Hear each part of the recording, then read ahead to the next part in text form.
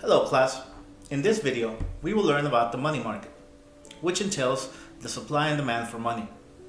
So what type of money are we talking about? We will focus on the most narrow form of money, which includes cash, traveler's checks, and checkable bank deposits.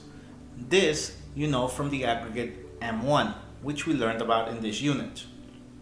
So we begin with this simple example, where you basically have two options on what to do with your money. First, we have the option on the left. You can keep your money available in its most liquid form. So basically it means that you either keep it in cash or in a checking account. Or the option on the right, in which you keep it in other types of financial assets. So basically you keep your money in the form of stocks or a savings account. So the question now becomes, under what circumstances will I put my money in the form of other assets like a savings account? And under what circumstances will I keep my money in cash? Well, the answer is the interest rate. As you see interest rates go up, you might be more interested in investing your money, so you put it in other types of assets. But if the interest rate is decreasing, you see no point of investing your money, so you keep it in the form of cash. What we see here is the general setup for the money market model. On the y-axis, we see the interest rate. You can think of the interest rate as the opportunity cost of holding money in its most liquid form, cash. It is also the return to your savings or investments. To simplify this, you can also think of this interest rate as the federal funds rate. This is the rate for short-term loans between banking institutions. On the x-axis, we have the quantity of money. There is a negative relationship between the amount of money that you want to hold in form of cash and the interest rate.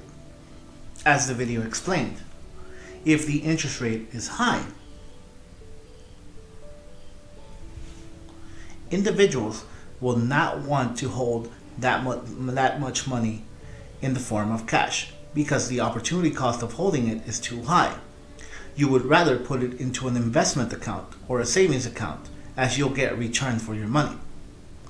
However, if the interest rate is low, as shown here,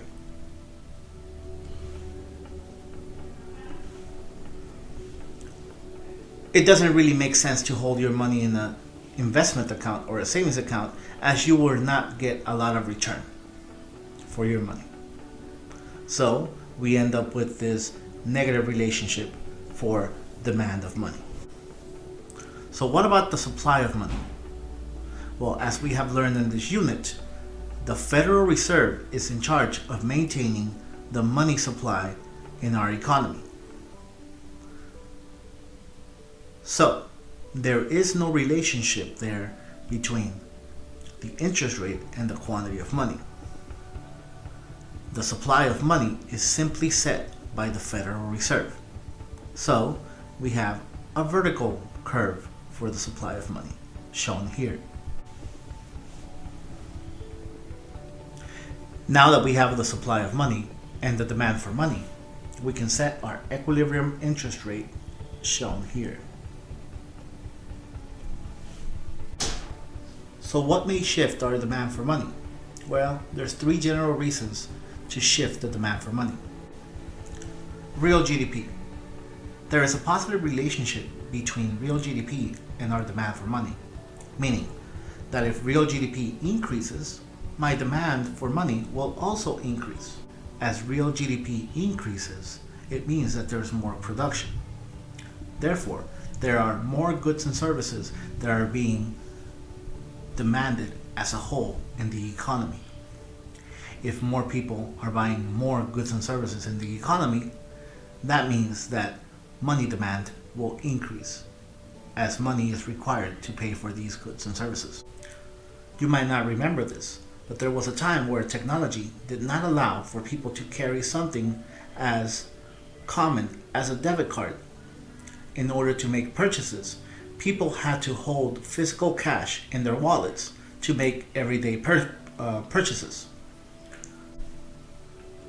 As a general rule, we can see that as technology in banking gets better and better, our demand for money in its simplest form, cash, decreases. Up until the 1980s, banks were not allowed to give interest on checking accounts. This has now changed. So, many customers started switching their money from other assets to checking accounts, as these checking accounts now gave them a little bit of interest. So, in that case, we saw that due to the changes in banking regulations and banking products, we now have an increase in the demand for money.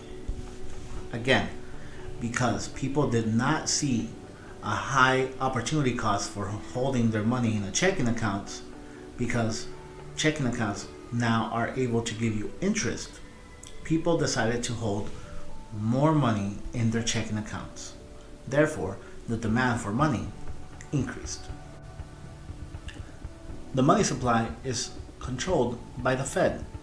The Fed controls the money supply by using its three tools for monetary policy.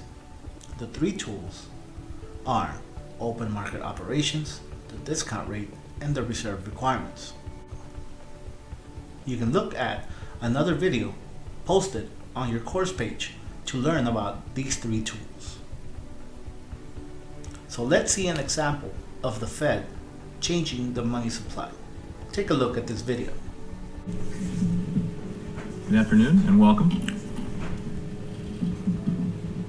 My colleagues at the Federal Reserve and I are dedicated to serving the American people. We do this by steadfastly pursuing the goals that Congress has given us: maximum employment and stable prices. We're committed to making the best decisions we can based on facts and objective analysis. Today, we decided to lower the interest rates for the third time this year. We took this step to help keep the U.S. economy strong in the face of global developments and to provide some insurance against ongoing risks. As I will explain shortly, the policy adjustments we've made since last year are providing, and will continue to provide, meaningful support to the economy. We believe that monetary policy is in a good place. Given what you know about the three tools of monetary policy and what you have seen in the video shown, what is the Federal Reserve trying to do to the money supply? Remember, they are trying to lower the interest rate. Since the Federal Reserve is trying to lower the interest rate, based on this graph, we would see that what they are saying is that the money supply should be increased, as shown.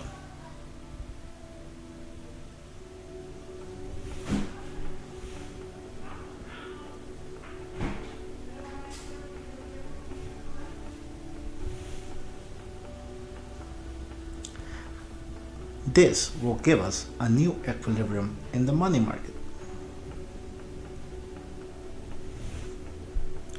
which, as you can see, gives us the desired effect on the interest rate.